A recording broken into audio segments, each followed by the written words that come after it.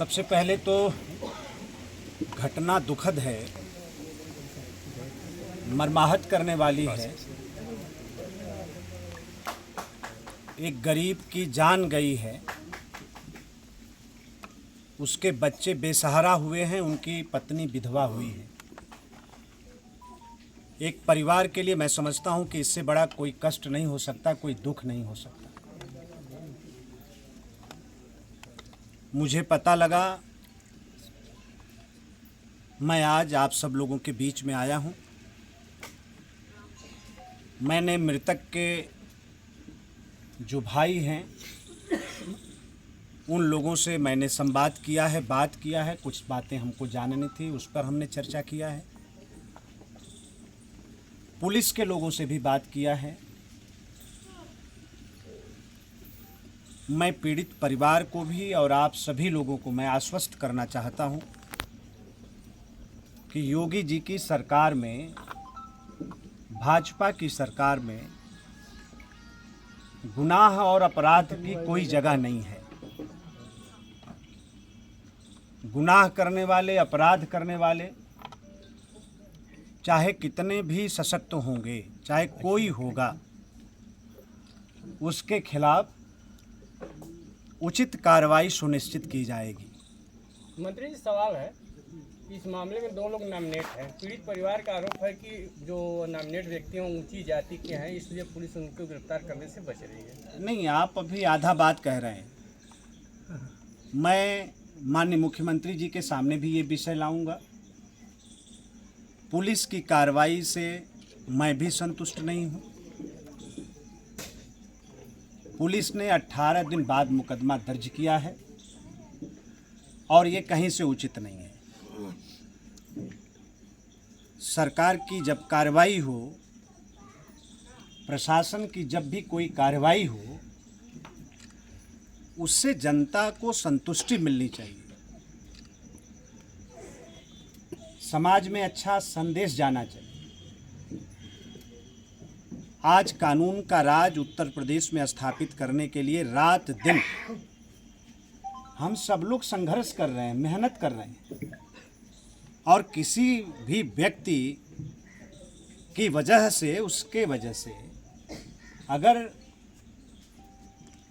प्रशासन पर और सरकार पर कोई प्रश्न खड़ा करने की स्थिति बनती है, तो ऐसे लोगों को कभी माफ़ नहीं किया जाएगा और माफ़ करने की कोई गुंजाइश नहीं है।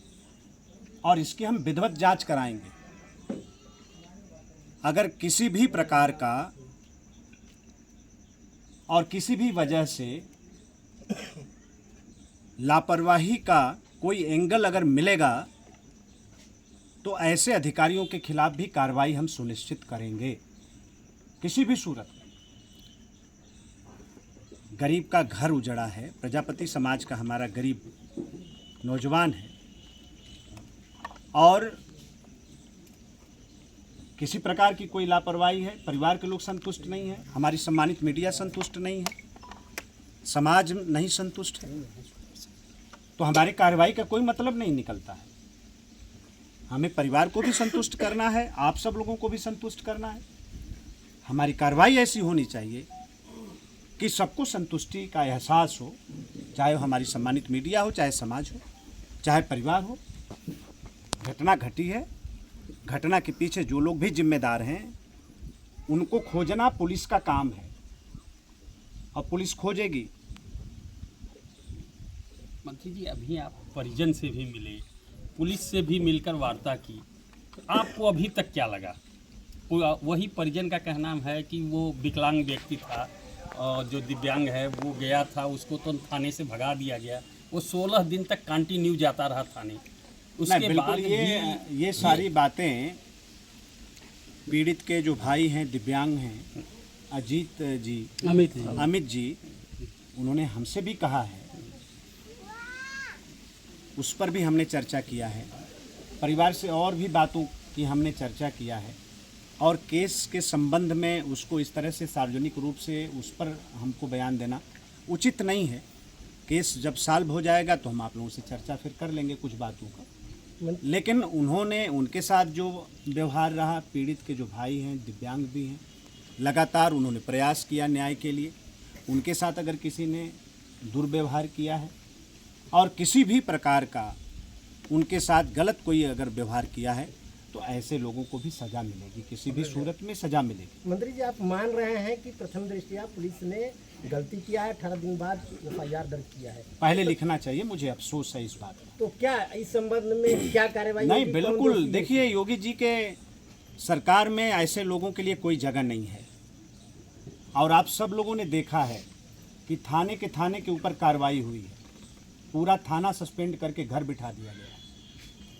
आज और आपके द्वारा क्या किया जा रहा है? मैं बिल्कुल मुख्यमंत्री जी के सामने सारी चीज़ों को ले आऊँगा।